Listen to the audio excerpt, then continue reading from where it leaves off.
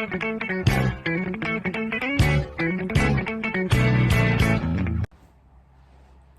perkenalkan nama saya Putri Ahmadani dari UIN Raden Masjid Surakarta di program studi Hukum Ekonomi Syariah dengan NIM 24211111213. Assalamualaikum warahmatullahi wabarakatuh.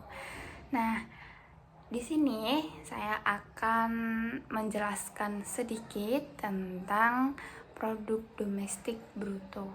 Nah, sebelum memasuki materi, tujuan saya membuat video ini ialah untuk memenuhi tugas akhir semester di mata kuliah Ilmu Ekonomi dan Perbankan, dan di sosial media kemarin terdapat rumor-rumor terkait dengan meningkatnya produk domestik bruto di Indonesia pada per triwulan 2025. Nah, meningkatnya itu berapa sih?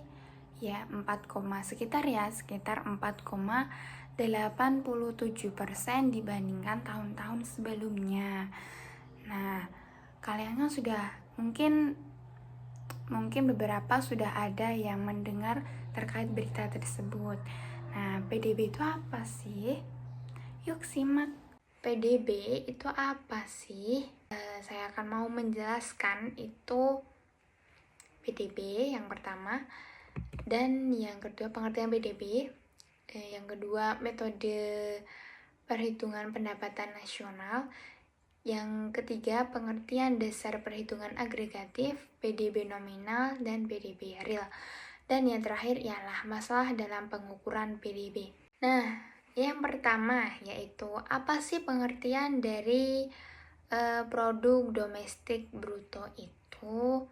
Nah, secara umum, pengertian produk domestik bruto adalah total nilai seluruh barang dan jasa yang dihasilkan oleh suatu negara dari semua sektor dalam periode tertentu, biasanya dalam 1 tahun atau per triwulan.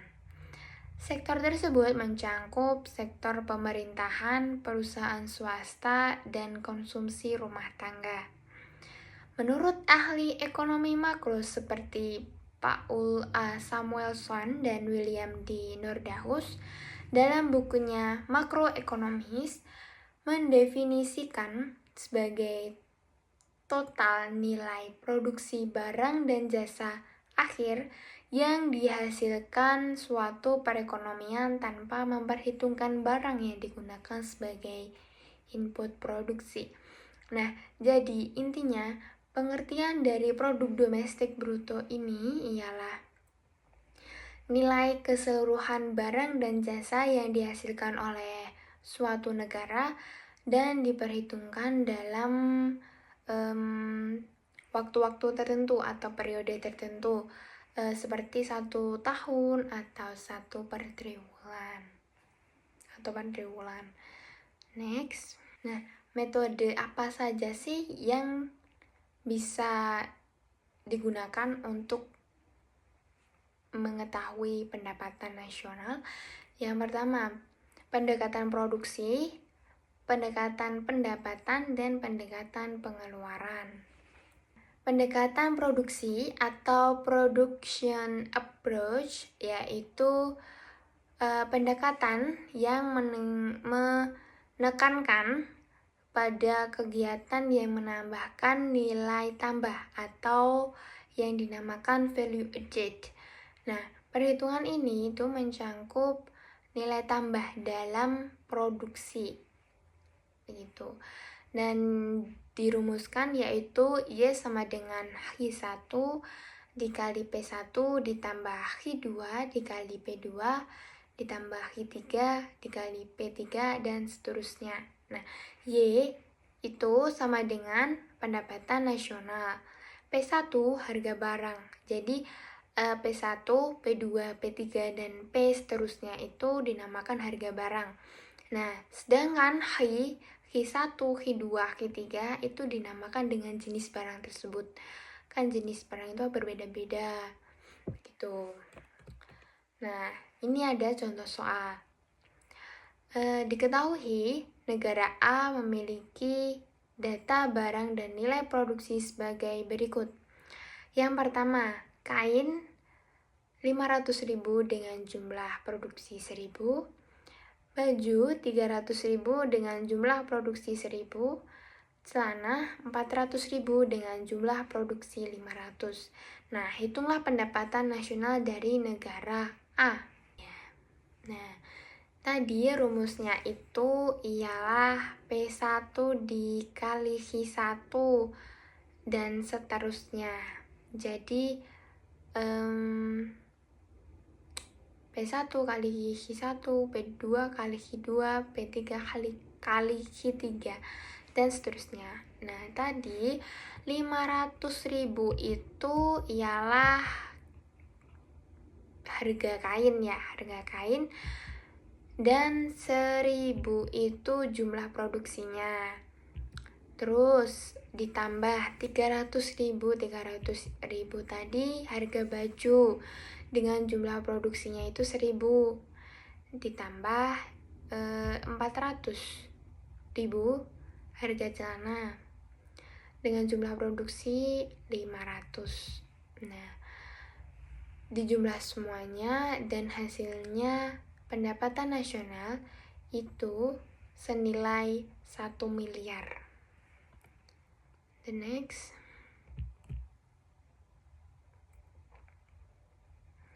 Pendekatan pendapatan atau income approach. Nah, dihitung dengan menjumlahkan seluruh pendapatan yang diterima masyarakat atau pemilik faktor produksi sebagai balas jasa yang mereka terima dalam proses produksi.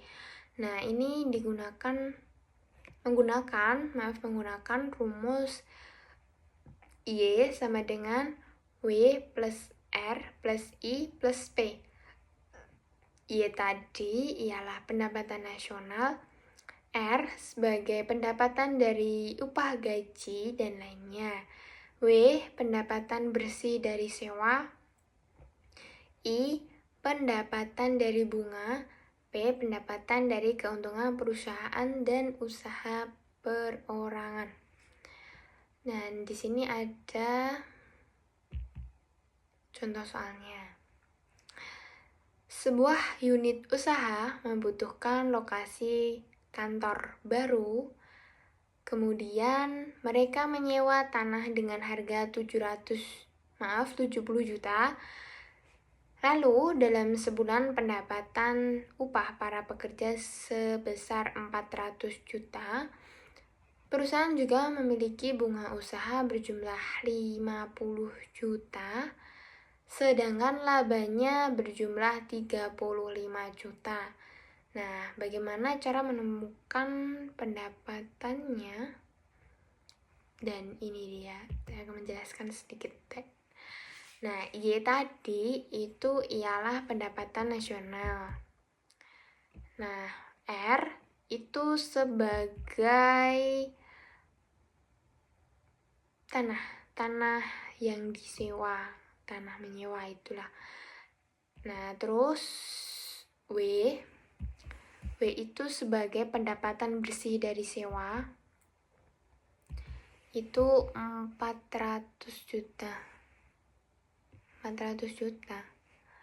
Oh, berarti salah ini. Dari awal tadi W plus R. Nah, ini kebalik ya. Jadi yang W itu ialah pendapatan bersih sewa. Terus yang R itu tadi kan pendapatan dari upah gaji. Itu pekerja yang 400 juta itu. Ditambah I-nya tadi pendapatan dari bunga. Terus yang 35 tadi itu laba. Nah, tinggal dijumlahkan dengan hasil senilai 555 juta. Next, yaitu pendekatan pengeluaran atau expenditure approach.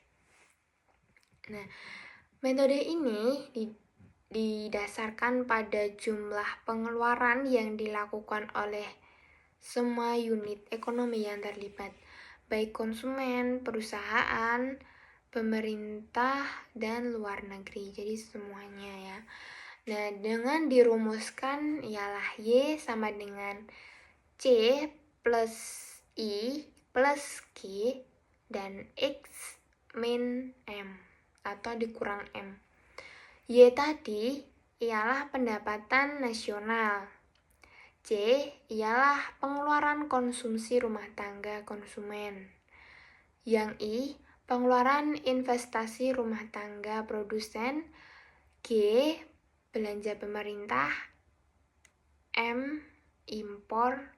X, ekspor. Dan ini ada contoh soalnya. Di suatu negara terdapat data sebagai berikut. Yang pertama, konsumsi rumah tangga senilai 500 juta, investasi senilai 200 juta, dan belanja pemerintah dengan senilai 100 juta, ekspor 50 juta, impor 75 juta. Berapakah pendapatan nasionalnya? Dan ini dia jawabannya. Tadi pendapatan nasional sama dengan konsumsi rumah tangga plus investasi plus belanja pemerintah itu dijadikan satu. Kayak kita jumlahkan semuanya. Setelah itu ekspor dikurangin impornya itu berapa. Nah, tinggal kita jumlahkan. Dan hasilnya itu 775 juta. Dan sebelum next ke subbab yang selanjutnya, di akhir video nanti saya akan memberikan satu soal terkait dengan metode cara perhitungan pendapatan nasional, dan tentukan itu termasuk ke metode produksi atau pendapatan atau pengeluaran gitu ya. Nah, the next yaitu ialah pengertian dasar dari perhitungan agregatif, PDB real dan PDB nominal. Nah, perhitungan agregatif ialah metode untuk mengukur perubahan harga secara keseluruhan dari sekelompok barang atau jasa dengan menjumlahkan harga-harga tersebut dan membandingkan dengan harga pada periode dasar. Nah, intinya itu perhitungan agregatif ialah suatu metode untuk mengukur perubahan harga dari sekumpulan barang atau jasa. Nah, dengan menjumlahkan harga-harga tersebut dan membandingkan dengan harga dari periode dasarnya. Next. PDB real atau produk domestik bruto real. Ialah ukuran nilai total barang dan jasa yang diproduksi dalam suatu perekonomian dalam suatu periode waktu tertentu seperti 1 tahun yang telah disesuaikan dengan inflasi. Nah, the PDB real secara singkatnya ialah nilai total barang atau jasa itu yang diproduksi dalam suatu perekonomian dalam waktu tertentu itu ditentukan pada atau disesuaikan pada inflasi disesuaikan pada dengan inflasi. Nah, sedangkan PDB nominal ialah nilai total barang dan jasa yang diproduksi dalam suatu perekonomian pada harga pasar saat ini. Jadi, menurut PDB nominal ialah total barang dan jasa yang diproduksi dalam suatu perekonomian pada harga saat ini. Gitu. Nah, masalah atau kendala dalam pengukuran PDB itu yang pertama, mengabaikan barang dan jasa non-pasar. Yang kedua, tidak ada koreksi untuk peningkatan peningkatan kualitas. Dan yang ketiga, tidak memperhitungkan distribusi pendapatan. Yang keempat, kegiatan ekonomi yang tidak tercatat. Yang kelima, tidak memperhitungkan penyusutan modal. Nah, sudah selesai yang saya menjelaskan tadi, sudah selesai subbabnya, dan ini ada soal. Ini. Nah, mari latihan. Yang pertama, cuma satu. Berikut ini data keuangan suatu negara dalam miliar rupiah. Yang pertama, pengeluaran konsumen 125.000, pengeluaran pemerintah 80.000, investasi 50.000, ekspornya 12.000, dan impornya 9.000. Laba pengusaha yaitu 33.500, upah para pekerja 68.500, bunga atas modal 14.800, sewa faktor-faktor produksi 18.700. Nah, tentukan pendapatan nilai tersebut. Dan terima kasih karena sudah mau mendengarkan penjelasan dari saya terkait dengan produk domestik bruto, dan maaf apabila ada pengurangan kata dari penjelasan saya mohon maaf yang sebesar-besarnya. Terima kasih karena sudah menonton. Wassalamualaikum warahmatullahi wabarakatuh.